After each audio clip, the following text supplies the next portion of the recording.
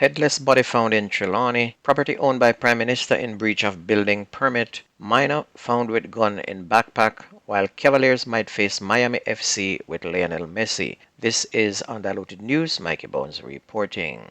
The Integrity Commission has found that a property owned by Prime Minister Dr. Andrew Holness was being built contrary to the planning approval and building permits issued by the Kingston and St. Andrew Municipal Corporation. Details were released yesterday evening in the Integrity Commission's investigation report, which was tabled in Parliament. The residential property is located at 2 Wycliffe Close, Beverly Hills, Kingston 6, and the report stated that a permit was issued for 4 semi-detached townhouses in 2 two-story buildings. They were to be 2-bedroom units. However, investigations reveal that there were 4 four-bedroom units. The development is connected to Estate Bridge Holdings, a company associated with the Prime Minister. The Integrity Commission Director of Investigations then concluded that the breaches were deliberate and that the directors of Estate Bridge are liable. One Glock 19 pistol with a magazine containing 11 9mm cartridge was seized by the police from a minor in Ramble Nakalva in Hanover on Monday. Reports from the Hanover police are that about 9:50 a.m., a police team carried out an operation at a premises where the minor was searched and the firearm and ammunition found in his knapsack bag, and he was taken into custody. His identity is being withheld pending further investigations. The police did not disclose the minor's age. However, an update is that the police have now identified that the gun belongs to a licensed firearm holder and now known who the gun belongs to. The Corporate Communications Unit, the information arm of the Jamaica Constabulary Force, confirmed that a licensed firearm holder fired at another individual in the Upper St. Andrew community. No one was arrested as yet, but the police will be compiling a formal report and the matter is being investigated, a representative of the CCU said. The circumstances that led to the shooting is unclear, but unconfirmed reports are that the licensed firearm holder attacked his neighbor, administering open-handed slaps to his face, and then fired at the victim. And he must have been a really bad shot because none of the bullets hit the fleeing neighbor. The licensed firearm holder then returned to his home and waited for the arrival of the police. Investigators assigned to the Black River Criminal Investigations Branch, the CIB, have arrested and charged 2 farmers who allegedly used fake lottery tickets to fleece hundreds of thousands of dollars from an establishment in Santa Cruz and St. Elizabeth last month. Charged are 37-year-old Zanio Williams and 26-year-old Javin Borda, both farmers of Burnt Savannah District in St. Elizabeth. Reports from the Black River Police are that between November 5 and November 9th of this year, both men attended a nightclub and cashed several lottery tickets amounting to $486,400, and these tickets were later checked and were determined to be forged. A report was made to the police and Williams and Borda were arrested and later charged. A man who was reportedly caught in possession of a small quantity of cocaine concealed in a flashlight while at the Sangsters International Airport is now a free man.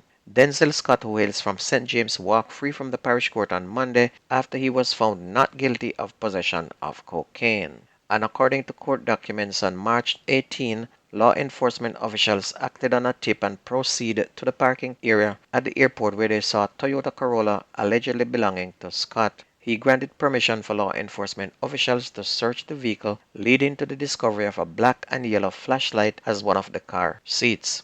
Upon inspection, it was discovered that the flashlight had 2 batteries, one of which contained a piece of tissue paper enclosed in a transparent bag containing 3.07 grams of cocaine. When the cop presented the item to him, he claimed to have no knowledge of the cocaine concealed in the battery. And during Monday's hearing, the court determined that even though the defendant was in possession of the cocaine discovered in his vehicle, the Crown was unable to prove that he had knowledge that the item in the car contained a battery with cocaine. Meanwhile, 3 men charged with October 19 murder of businessman Agri Atkinson in St. Elizabeth are to spend the Christmas and New Year holidays behind bars. The men were remanded on Monday after they appeared in the St. Elizabeth Parish Court. Sean Reed, a 35-year-old chef otherwise known as Soji, and 30-year-old electrician Rami Smiley, otherwise known as Smile or Little Smiley, as well as Akeem Lynch, are to return to court on January 8. and they're facing charges of possession of a prohibited weapon, illegal possession of ammunition, robbery with aggravation, and conspiracy to commit murder. The Trelawny police are now investigating the circumstances surrounding the discovery of a headless body in the parish on Monday morning. A senior police source confirmed the ghastly discovery but could not provide further details.